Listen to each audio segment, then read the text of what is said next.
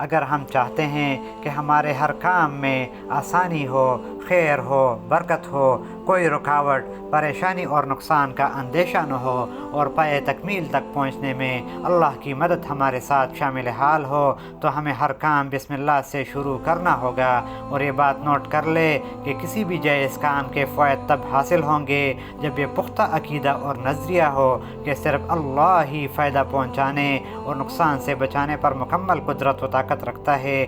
نہ رسول، نہ فرشتے، نہ پیر و مرشد، نہ حجر و شجر اللہ کے علاوہ کسی کو فائدہ پہنچانے اور نقصان سے بچانے پر قادر نہیں۔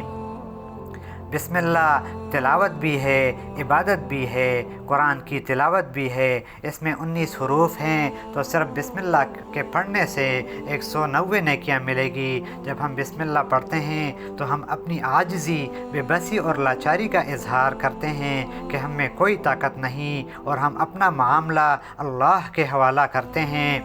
اس کے پڑھنے کا مطلب یہ ہے کہ ہم کمزور بندے اللہ پر ایمان اور یقین کرتے ہوئے اللہ سے مدد طلب کرتے ہیں۔ نبی کریم صلی اللہ علیہ وسلم نے فرمایا، بسم اللہ پڑھنے سے برکت آتی ہے، بسم اللہ میں علاج بھی ہے، بسم اللہ میں شرور سے حفاظت بھی ہے، بسم اللہ پڑھنا سنت مبارکہ ہے۔ بندہ یہ دعا پڑھتا ہے تو شیطان شور مچاتا ہے کہ بندہ ہم سے محفوظ ہو گیا۔ دن کے شروع میں حفاظت کے لیے بھی جو دعا ہے اس میں بھی بسم اللہ ہے۔ بسم اللہ الذی لا یضر مع اسمہ شیء فی الارض ولا فی السماء وہو السمیع العلیم۔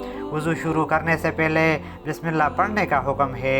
جو وضو سے پہلے بسم اللہ نہ پڑھے تو ایک شیطان آ کر اس کے دل میں وسوسے ڈالتا ہے۔ میت کو قبر میں اتارتے ہوئے بھی بسم اللہ پڑھنے کا حکم ہے۔ بسم اللہ علی ملت رسول اللہ۔ جب ہم کپڑے بدلتے ہیں تو شیطان اور جنات ہمیں دیکھتے ہیں، تو اگر ہم چاہتے ہیں کہ ان سے ہماری حفاظت ہو تو بسم اللہ پڑھنا چاہیے۔